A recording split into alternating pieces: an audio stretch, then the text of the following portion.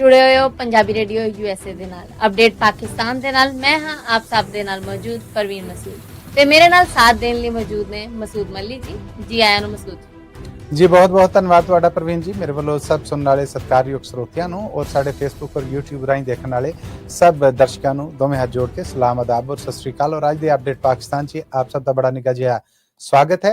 18 अगस्त साल 2025 अमरीका च और 19 अगस्त साल 2025 का दिन चढ़ चुका है पाकिस्तान च। पाकिस्तान दे नाल जुड़ियां पिछलियां 24 घंटे दियां इन्हां वड्डियां खबरां दे बुलेटिन च आप सब नूं जी आਇਆਂ ਨੂੰ कहने आ।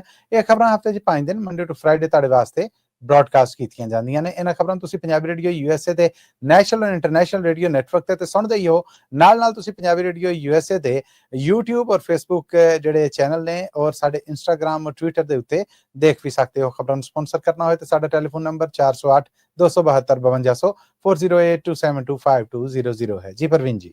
ਜੀ ਮਸੂਦ ਪਹਿਲੀ ਖਬਰ ਵੱਲੇ ਵਧਦੇ ਹਾਂ। ਜਿੱਦਾਂ ਕਿ ਕੇਪੀਕੇ ਦੀ ਖਬਰ ਅਸੀਂ ਪਹਿਲੇ ਵੀ ਦੱਸਿਆ ਸੀ ਸਰੋਤਿਆਂ ਨੂੰ।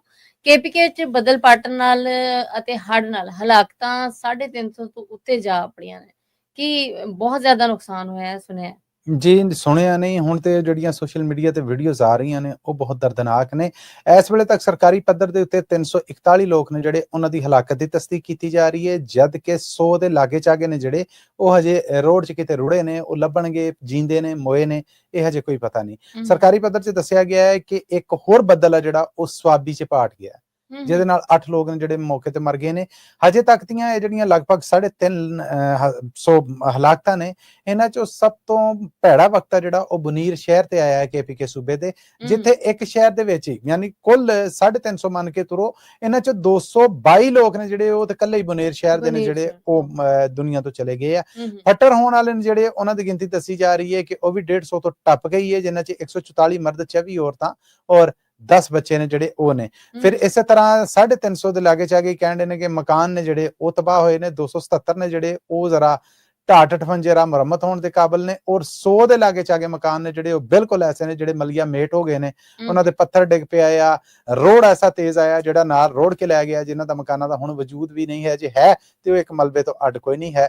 ਪਾਕਿਸਤਾਨ ਦੀ ਫੈਡਰਲ ਸਰਕਾਰ ਵੱਲੋਂ ਪਾਕਿਸਤਾਨ 'ਚ ਖੈਬਰ ਪਖਤੂਨਖਵਾ ਦੀ ਸੂਬਾ ਸਰਕਾਰ ਵੱਲੋਂ सूबे भर च एमरजेंसी का ऐलान कर दिता गया है। जिहड़े कह लवो कि सांभ संभाल दे काम ने, हिफाजती काम ने, वो कदी कदी रुक जाते हैं क्योंकि मौसम हजे भी खराब आ, जिहदे कारण काम च इमदादी कामां च रुकावटां आ रही हैं। और इमदादी कामां च रुकावटां दा मतलब ये हुंदा है कि रिकवरी वास्ते या बच बचाव वास्ते जिहड़े गए ने उन्हां दी स्पीड घट गई है, जिहदे कारण हालातां होर भी वध सकदियां।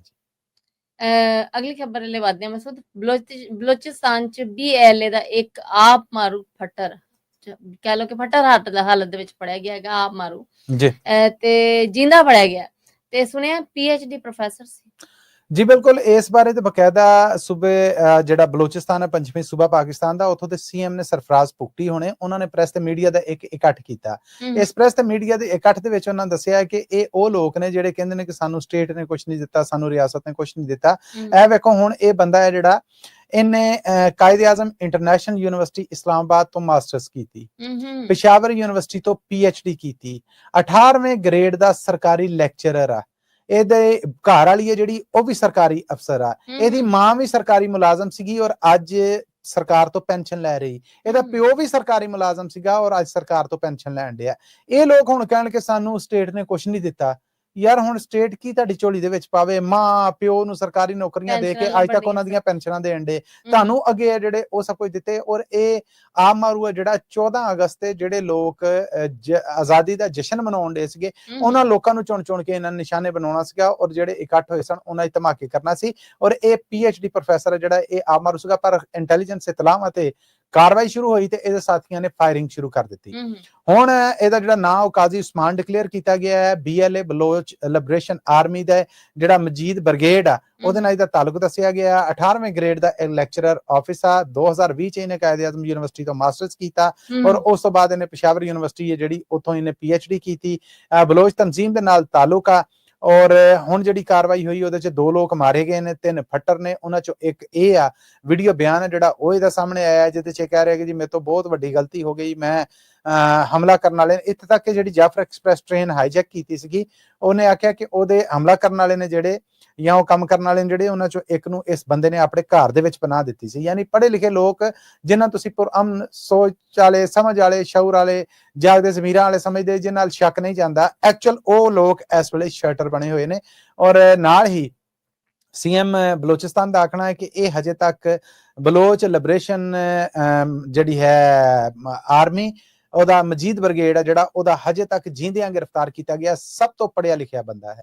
ਯਾਦ ਰਵੇ ਕਿ ਇਸ ਤੋਂ ਬਾਅਦ ਪਹਿਲਾਂ ਜਿਹੜੇ 2 ਹਮਲੇ ਹੋਏ ਸਨ ਜਿਹਦੇ 'ਚ ਬੀਬੀਆਂ ਆਪ ਮਾਰੂ ਕੀਤੇ ਸਨ, ਚਾਈਨੀਜ਼ ਦੇ ਉੱਤੇ ਕੀਤਾ ਸੀਗਾ, ਉਹ ਵੀ ਐਮਫਿਲ PhD ਸਨ। ਤੇ ਇਹ ਉਸ ਤੋਂ ਬਾਅਦ ਇੱਕ ਹੋਰ ਕੰਮ ਸਾਹਮਣੇ ਆਇਆ ਜੀ। ਮੇਰਾ ਖਿਆਲ ਹੈ ਕਿ ਉਸ ਤਾਲੀਮ ਦਾ ਕੋਈ ਫਾਇਦਾ ਨਹੀਂ ਜਿਹੜੀ ਤੁਹਾਨੂੰ ਚੰਗੇ ਮੰਦੇ ਦਾ ਸਬਕ ਮਤਲਬ ਜਦ ਇਨਸਾਨੀਅਤ, ਇਨਸਾਨ ਨੂੰ ਮਾਰਨਾ ਕਿਹੜੀ ਤਾਲੀਮ ਆ, ਇਹ ਪਤਾ ਨਹੀਂ ਕਿਹੜੀ ਤਾਲੀਮ ਆ ਜਿਹੜੀ ਕਹਿੰਦੀ ਕਿ ਬੰਦਾ ਮਾਰ ਦੇਣਾ ਚਾਹੀਦਾ। ਮਸੂਦ ਅਗਲੀ ਖਬਰ ਵੱਲ ਵਧਦੇ ਹਾਂ। ਪਾਕਿਸਤਾਨੀ ਅਦਾਲਤੀ ਨਿਜ਼ਾਮ ਬਾਰੇ ਤੁਹਾਨੂੰ ਪਤਾ ਹੀ ਹੈ ਕਿ ਆਖਿਆ ਜਾਂਦਾ ਹੈ ਕਿ ਦਾਦਾ ਰਿਪੋਰਟ ਦਰਜ ਕਰਾਏ ਕੋਈ ਜਾਂ ਮੁਕੱਦਮਾ ਦਰਜ ਕਰਾਏ ਤੇ ਪੋਤੇ ਨੂੰ ਜਾ ਕੇ ਕਿਤੇ ਇਨਸਾਫ ਲੱਭਦਾ ਹੈ। ਪਰ ਸੁਣਿਆ ਹੈ ਕਿ ਹੁਣ ਸੁਪਰੀਮ ਕੋਰਟ ਦਾ ਆਖਣਾ ਹੈ ਜੀ 1 ਮਹੀਨੇ ਦੇ ਵਿੱਚ ਸਾਰੇ ਕੇਸ ਜਿਹੜੇ ਨੇ ਨਿਬੇੜੇ ਜਾਣ। ਜੀ ਕੁਝ ਕੇਸ, ਸਾਰੇ ਕੇਸ ਨਹੀਂਗੇ। ਇਹ ਚੀਫ ਜਸਟਿਸ ਆਫ ਪਾਕਿਸਤਾਨ ਨੇ ਜਿਹੜੇ ਉਹਨਾਂ ਦਾ ਇਹ ਬਿਆਨ ਹੈ ਤੇ ਵੇਖੋ ਇਹਦੇ ਤੇ ਅਮਲ ਕਿੱਦਾਂ ਹੁੰਦਾ ਆ। ਉਹਨਾਂ ਨੇ ਆਖਿਆ ਕਿ ਪਾਕਿਸਤਾਨ ਦਾ ਅਦਾਲਤੀ ਨਿਜ਼ਾਮ ਆ ਜਿਹੜਾ, ਉਹਦੇ ਸੁਧਾਰ ਦੇ ਵਾਸਤੇ ਅਸੀਂ ਪੂਰੀ ਮਨਸੂਬਾਬੰਦੀ ਕਰ ਲਈਏ। ਹੁਣ ਜਾਇਦਾਦ ਦੇ ਜਿਹੜੇ ਮਸਲੇ ਹੋਣਗੇ, ਮਤਲਬ ਜਾਇਦਾਦ ਦੀ ਵੰਡ ਦੇ ਬਾਰੇ ਰੋਲੇ ਜਿੰਨੇ ਹੋਣਗੇ, ਉਹਨਾਂ ਦੇ ਮੁਕੱਦਮੇ ਨੇ ਜਿਹੜੇ ਉਹ 24 ਮਹੀਨਿਆਂ ਦੇ ਵਿੱਚ ਉਹਨਾਂ ਦਾ ਫੈਸਲਾ ਆਏਗਾ। ਮਤਲਬ ਕਿ ਦਾਦੇ ਦੀਆਂ ਪੈਲੀਆਂ ਦੇ ਜਿਹੜੇ ਅੱਗੇ ਪੋਤਿਆਂ ਨੂੰ ਹੀ ਫੈਸਲੇ ਲੱਭਦੇ ਸੀ, ਹੁਣ ਉਹਨਾਂ ਆਖਿਆ ਕਿ 24 ਮਹੀਨਿਆਂ 'ਚ ਵਿਰਾਸਤ, ਪਬਲਿਕ ਰੈਵਨਿਊ, ਰਕਮਾਂ ਦੇ ਲੈਣ ਦੇਣ ਦਾ ਜਿਹੜਾ ਇਹ ਮੁਕੱਦਮੇ ਜਿੰਨੇ ਨੇ ਇਹ 12 ਮਹੀਨਿਆਂ ਦੇ ਵਿੱਚ ਫੈਸਲਾ ਕਰਨਾ ਆ। ਫਿਰ ਇਸ ਤਰ੍ਹਾਂ ਹੀ ਫੌਜਦਾਰੀ ਕੇਸ ਨੇ ਜਿਹੜੇ ਉਹਨਾਂ ਦਾ 6 ਮਹੀਨਿਆਂ 'ਚ ਫੈਸਲਾ ਕਰਨਾ ਆ।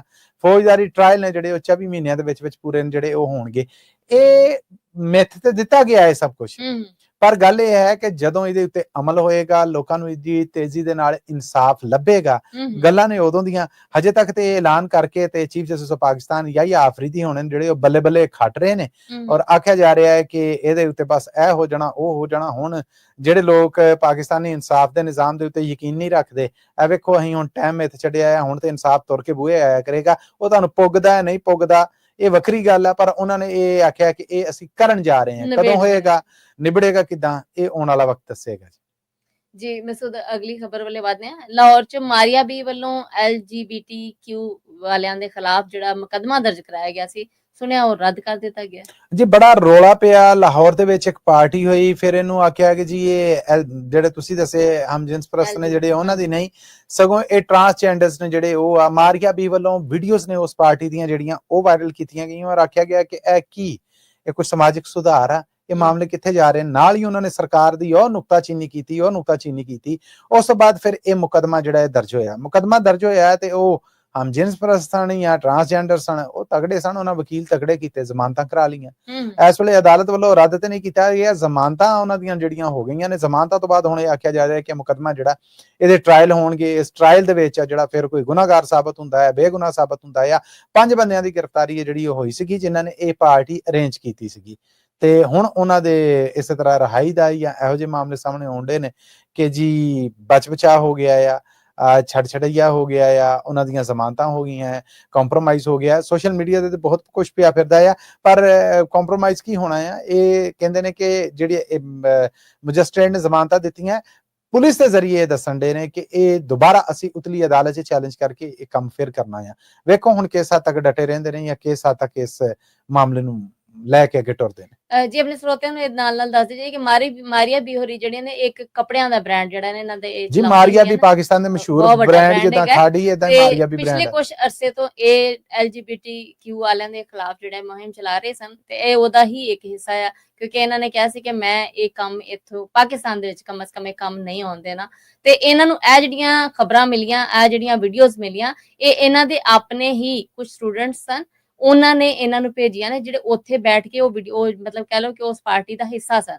ਉਹਨਾਂ ਨੇ ਦੇਖ ਕੇ ਉਹਨਾਂ ਨੇ ਇਹਨਾਂ ਨੂੰ ਭੇਜੀਆਂ ਤੇ ਉਹਨਾਂ ਨੇ ਆਖਿਆ ਕਿ ਵੀ ਇਹ ਕੀ ਹੋ ਰਿਹਾ ਹੈ, ਤੁਸੀਂ ਇਹਨਾਂ ਦੇ ਖਿਲਾਫ ਚੱਲ ਰਹੇ ਹੋ ਤੇ ਤੁਸੀਂ ਦੇਖੋ ਕਿ ਇਹ ਕਿਉਂ ਹੋ ਰਿਹਾ ਹੈਗਾ। ਤਾਂ ਔਰ ਮਾਰੀਆ ਬੀ ਦਾ ਜਿਹੜਾ ਬ੍ਰਾਂਡ ਹੈ, ਜਿੰਨੀ ਉਹਨਾਂ ਦੀ ਫੈਨ ਫਾਲੋਇੰਗ ਹੈ, ਉਹਦੇ ਵਿੱਚ ਤੇ ਖਬਰ ਫਿਰ ਅੱਗ ਤਰ੍ਹਾਂ ਨਿਕਲੇਗੀ। ਬਿਲਕੁਲ ਮਸੂਦ ਅਗਲੀ ਖਬਰ ਵਾਲੇ ਵਧਦੇ ਹਾਂ। ਮਸਜਿਦ ਵਜ਼ੀਰ ਖਾਨ ਅੱਜ ਕੱਲ ਫਿਰ ਖਬਰਾਂ ਦੇ ਵਿੱਚ ਹੈਗੀ ਜੀ, ਸੁਣਿਆ ਹੈ ਮਾਡਲਿੰਗ ਅਤੇ ਡਾਂਸ ਵਾਲੇ ਵਕੂਏ ਜਿਹੜੇ ਨੇ ਉੱਥੇ ਫਿਰ ਦੁਬਾਰਾ ਹੋ ਰਹੇ ਨੇ। ਹੋ ਨਹੀਂ ਰਹੇ ਜੀ, ਇੱਕ ਹੀ ਹੋਇਆ। ਪਹਿਲਾਂ ਤੇ ਇਹਦੇ ਚ ਸਬਾ ਕਮਰ ਹੋਣੇ ਔਰ ਬਿਲਾਲ ਸਈਦ ਹੋਣੇ ਬਿਲਾਲ ਫਸੇ ਸਈਦ ਸੀਗੇ, ਜੀ ਸੀ, ਬਹੁਤ ਉੱਤੇ ਤੱਕ ਗਿਆ, ਪਰ ਇਹ ਹੁਣ ਮੁਕੱਦਮਾ ਦਰਜ ਹੋ ਗਿਆ ਹੈ। ਹੂੰ ਵਾਲ ਸਿਟੀ ਲਾਹੌਰ, ਵਾਲ ਸਿਟੀ ਹੈ ਜਿਹੜੀ, ਉਹਨਾਂ ਵੱਲੋਂ ਮੁਕੱਦਮਾ ਉਹਨਾਂ ਦੀ ਆਪਣੇ ਹੋਇਆ। ਇਹ ਹੈ ਕਿ ਅਕਬਰੀ ਥਾਣੇ ਲਾਹੌਰ 'ਚ ਇਹ ਮੁਕੱਦਮਾ ਦਰਜ ਹੋਇਆ ਹੈ, ਜਿਹਦੇ 'ਚ ਆਖਿਆ ਗਿਆ ਕਿ ਮਸਜਿਦ ਵਜ਼ੀਰ ਖਾਨ ਦੀਆਂ ਪੌੜੀਆਂ ਦੇ ਉੱਤੇ ਨੰਗੇ ਪੇਟ ਦੇ ਨਾਲ ਇੱਕ ਮਾਡਲ ਹੈ ਜਿਹੜੀ ਔਰ ਉਹਨੇ ਆਪਣੇ ਨਾਲ ਇੱਕ ਫੋਟੋਗ੍ਰਾਫਰ ਲੈ ਕੇ ਜਿਹੜਾ ਬੇਹਯਾਈ ਵਾਲਾ ਡਾਂਸ ਕੀਤਾ, ਮਾਡਲਿੰਗ ਕੀਤੀ। ਔਰ ਮਸਜਿਦ ਵਜ਼ੀਰ ਖਾਨ ਦਾ ਇਹ ਲਾਲ ਪੱਥਰ ਵਾਲਾ ਜਿਹੜਾ ਮਾਮਲਾ, ਇਹਦੀ ਵਾਲਡ ਸਿਟੀ ਲਾਹੌਰ ਅਥਾਰਟੀ ਜਿਹੜੀ ਉਹਦੇ ਕੋਲ ਪਰਮਿਸ਼ਨ ਵੀ ਨਹੀਂ ਲਈ ਗਈ ਔਰ ਬਿਲਕੁਲ ਨਾਮੁਨਾਸਬ ਜੀ ਇਹ ਜਿਹੜੀ ਵੀਡੀਓ ਆ ਉਹਦੇ ਤਹਿਤ ਇਹ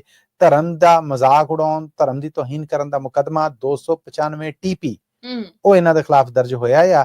ਔਰ ਇੱਥੇ ਇਹ ਵੀ ਦੱਸਦੇ ਜਾਈਏ ਕਿ ਇਹ ਜਿਹੜੇ ਅਦਾਕਾਰਾ ਆ ਇਹਦੇ ਬਾਰੇ ਖਬਰਾਂ ਸਾਹਮਣੇ ਆਉਣ ਰਹੀਆਂ ਕਿ ਉਹ ਵੀ ਹੁਣ ਮਫਰੂਰ ਆ ਔਰ ਉਹਦੇ ਨਾਲ ਜਿਹੜਾ ਫੋਟੋਗ੍ਰਾਫਰ ਸੀਗਾ ਜ਼ੈਨ ਉਹ ਵੀ ਇਸ ਟਾਈਮ ਮਫਰੂਰ ਆ।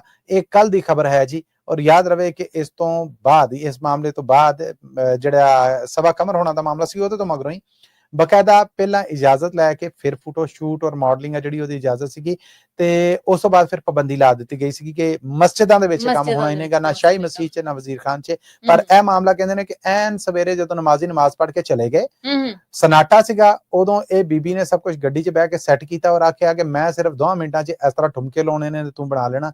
ਮਸਜਿਦ ਦੇ ਬੂਹੇ ਅੱਗੇ ਕੰਮ ਹੋਇਆ, ਅਫਸੋਸ ਵਾਲਾ, ਦੁੱਖ ਵਾਲਾ।